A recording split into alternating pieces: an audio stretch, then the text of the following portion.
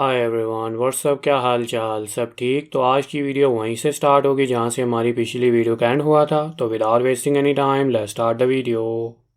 Demonic world के लोग बोलते हैं कि ये सारे वर्ड्स अबव से आए हैं। वो बोल रहे थे कि अगर इस बार शाओलिन फाइनल्स में जीत भी गया तो ये फिर भी ठीक है। दूसरा बोलता है कि क्या ये सच है? मैं तो ये एक्सपेक्ट ही नहीं कर रहा था कि शाओलिन टेम्पल नेमगोंग जिनच्यून को डिफीट करके इस चैंपियनशिप को अपने लिए हासिल कर लेगा। मुझे लगता है कि ये जो विक्ट्री है और उसके साथ ये जो रिवाइवल है वो भी शाओलिन के डिवाइन मॉन्क का, इन सारी चीज़ों की वजह से हायर अप्स के डिसीजन में काफ़ी ज़्यादा इम्पैक्ट हुआ है। अच्छा, तो अब शाओलिन का डिवाइन मॉन्क वाकई ही वापस आ चुका है। स्टिल प्रिपरेशन तो कंप्लीट हो चुकी हैं और हमें नहीं लगता कि प्राइज के साथ कोई इशू होगा। मोरिम अलायंस का लीडर बोलता है कि सिंस तुम ड्रैगन बन ही चुके हो, ये राइट होगा कि हम तुम्हें एक फिटिंग रिवॉर्ड दें। डिमोनिक कल्ट के लोग बोलते हैं कि अब हमने मूजिन की ताकत को कंफर्म कर दिया है। अब हमें इस न्यू पावरफुल चेस पीस को बस चेस बोर्ड पर लाना है। मोरिम अलायंस का लीडर बोलता है कि ये जगह है जहाँ पर मोरिम अलायंस आकर आइस आर्ट को ट्रेन करती है। जो ड्रैगन फोनेक्स समिट का प्राइज़ है वो यहाँ पर रखा गया है। तुम्हारा जो प्राइज़ है वो है अल्टीमेट एलेक्जर, जो 1000 ऑफ ईयर कोल्ड एनर्जी में रहकर बना है। एक्सट्रीम कोल्ड के साथ वो भी कंडेंस यिन एनर्जी में 10,000 ईयर स्नो गिनसेंग। मोरिम अलायंस लीडर बोलता है कि मैं और अलायंस मेंबर और शाओलिन के गार्ड भी यहाँ पर स्टैंड हैं। तुम इसे कंज्यूम कर सकते हो, वो भी बिना किसी टेंशन के। मगर जैसे ही तुम इस बॉक्स को ओपन करोगे, इसके अंदर जो गिनसेंग की थिक एनर्जी है वो एस्केप होना शुरू हो जाएगी। ये तुम्हारे लिए बहुत ज़्यादा अच्छा होगा कि अगर तुम इसे जल्दी खा लो। मोजिन जैसे ही उस गिनसेंग को उठाता है उसके अंदर से बहुत ज़्यादा एनर्जी निकलने लगती है। मोजिन सोचता है कि इसके अंदर जो चिल है वो बहुत ज़्यादा इनक्रेडिबल है। फिर अचानक मोजिन को उस गिनसेंग के अंदर कुछ नज़र आता है। मोजिन बोलता है कि अब मैंने तुझे पकड़ लिया और वो उसे बाहर निकाल देता है। नॉवल में नेमगोंग जिनच्यून कोई स्काउंड्रल नहीं था, वो बस सिंपली बहुत ज़्यादा अनलकी था। मगर इसको खाने के बाद सब कुछ बदल गया। ये बग डिमोनिक कल्ट ने यहाँ पर ट्रैप लगाया था और इस बग का नाम यिन यांग पैरासाइट है।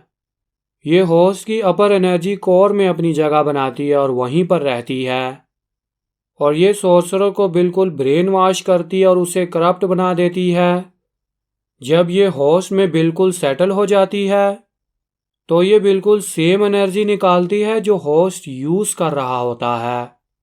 इसीलिए इसे डिटेक्ट करना बहुत ज़्यादा मुश्किल होता है और अगर हम होस्ट को डायग्नोज भी कर दें फिर भी हम इसे डिटेक्ट नहीं कर पाएंगे। ये होस्ट की बॉडी को कंट्रोल करती है और उसके अंदर पेन भी इन्फ्लिक्ट करती है और जब होस्ट एक बार इससे इन्फेक्टेड हो जाता है तो उसका बचना नामुमकिन है। वो प्लान कर रहे थे कि वो इस टूर्नामेंट के विनर को पपेट बनाकर उसे फ्रीली कमांड करेंगे। सिंस इस मैच का विनर मैं हूँ तो उनका प्लान फेल्ड हो चुका है। फिर मोजिन उस गिनसेंग को खाने लगता है। ग्रेट रिजुविनेशन पिल डिवाइन आइटम है, वो भी वर्डेंट नेचर की, और ये 10,000 ईयर स्नो गिनसेंग प्योर वाटर है, वो भी कोल्ड स्नोई माउंटेन्स का। इवन मोर देन हाफ वो भी रूइन हो चुका है इस बग की वजह से। मगर स्टिल मैं इससे इतनी ज़्यादा एनर्जी गेन कर पा रहा हूँ। फिर मोजिन उस चैम्बर से बाहर निकलने लगता है। आउटर हॉल लीडर बोलता है कि क्या तुम ठीक हो? मोजिन बोलता है कि यस आउटर हॉल लीडर, मैं बिल्कुल ठीक हूँ। थैंक्स आपकी प्रोटेक्शन की वजह से मैं इसको बिना किसी टेंशन से काफ़ी आसानी से अब्जॉर्ब कर पाया और मोजिन ने इस गिनसेंग के ज़रिए 15 ईयर ऑफ इंटरनल एनर्जी को सक्सेसफुली अब्जॉर्ब कर लिया है। ऊपर खड़ा डिमोनिक कल्ट का मेंबर सोचता है कि क्या इसने सारा एब्जॉर्ब कर लिया? चलो अब टाइम आ चुका है, हम अपनी प्रिपरेशन को स्टार्ट करते हैं। कंग्रेचुलेशन मोजिन। और वो बहुत ज़्यादा हंसने लगता है और मोजिन उसे पीछे से छुप कर देख रहा होता है और कुछ भी नहीं बोलता। मोजिन सोचता है कि उन्हें लगता है कि मुझे पैरासाइट ने पूरी तरह कंट्रोल कर लिया है और अब ये मुझे बिल्कुल भी अकेला नहीं छोड़ेंगे। चलो अब जो बाकी रह चुका है मैं उसे संभाल के रखता हूँ, ये मेरे काम ज़रूर आएगा। मैं धू वुलच्यून से भी मिला और मैं पावर अप भी काफ़ी ज़्यादा हो चुका हूँ। मैं इस ड्रैगन फोनेक्स सबमिट में जो कुछ कर सकता था मैंने वो सब कुछ किया। अब बस एक ही चीज़ रह चुकी है। फिर हमें शॉलन के क्वार्टर्स दिखाए जाते हैं। मूगेंग बोलता है कि क्या मैंने ये गलत सुना? मूक्यूंग बोलता है कि नहीं मूगेंग, तुमने बिल्कुल ठीक सुना। मूयुल बोलता है कि मोजिन क्या तुम ये बिल्कुल सच बोल रहे हो? मोजिन बोलता है कि यस, चलो अब हम इस सेकुलर वर्ल्ड में थोड़ा सा और टाइम गुजारते हैं। और ये मोजिन का द ग्रेट एस्केप प्लान है। मूक्यूंग बोलता है कि क्या तुम हमें ये बोल रहे हो कि हम यहाँ से भाग जाएं? मूगेंग बोलता है कि सीक्रेट नाइट टाइम एस्केप मैं ये नहीं कर सकता। मोयुल बोलता है कि घर से भागना, इसमें तो बहुत ज़्यादा मज़ा आएगा। मोजिन सोचता है कि जो फ्यूचर शॉलन क्रॉनिकल्स में क्रिएट करने वाला हूँ वो मैं अकेले तो बिल्कुल भी नहीं कर सकता। और ये सब भी तो प्रोटैगनिस्ट हैं इस स्टोरी के और इसी वजह से मुझे इन सब की ज़रूरत है। ग्रेट पैट्रियार्च और ग्रैंड मास्टर दोनों ने एनलाइटमेंट अचीव की, वो भी काउंटलेस एक्सपीरियंस के बाद। चलो अब हम भी बिल्कुल सेम उन्हीं की तरह करते हैं। मूगेंग बोलता है कि मगर फिर भी ये भी तो एस्केप करना ही हुआ। तुम अपने पहले के एक्सक्यूज़ को बस कॉपी पेस्ट कर रहे हो। मूक्यूंग बोलता है कि अगर हम परमिशन के बगैर यहाँ से गए और पकड़े गए तो मुझे नहीं लगता कि मोंग हाई गुआन हमें छोड़ेंगे। मुझे लगता है कि वो मुझे ज़िंदा खा जाएगा। मोजिन बोलता है कि वो ये भी रिपोर्ट करेंगे कि तुम सेमीफाइनल्स में पहुंच चुके थे और वहां पर पहुंचकर तुम अपनी मैडनेस को कंट्रोल नहीं कर पाए। तुम्हें लगता है कि वो तुम्हें कोई सज़ा नहीं देंगे इवन अगर तुम वापस चले भी जाओ। अगर हम दोनों तरफ से देखें तो तुम्हें मार तो ज़रूर खानी है। क्या ये ठीक नहीं होगा कि तुम थोड़ा सा मंथ वेट कर लो और थोड़ा सा रेस्ट करने के बाद फिर आराम से मार खा लेना? मूक्यूंग मोजिन की ये सारी बातों को सुनकर बिल्कुल डरने लगता है। मोजिन मूगेंग की तरफ देखता है और मूगेंग भी बिल्कुल डर रहा होता है। मोजिन बोलता है कि क्या तुमने कभी मोंग हाई दम को शॉलन को छोड़े हुए देखा है? जो ड्यूटी है 108 अरहद हाल की वो है गार्ड करना हमेशा शॉलन को और सुतरा हाल को। और अगर अभी तुम वापस चले गए और सेकंड क्लास डिसाइपल बन गए तो तुम कभी भी शॉलन को नहीं छोड़ पाओगे।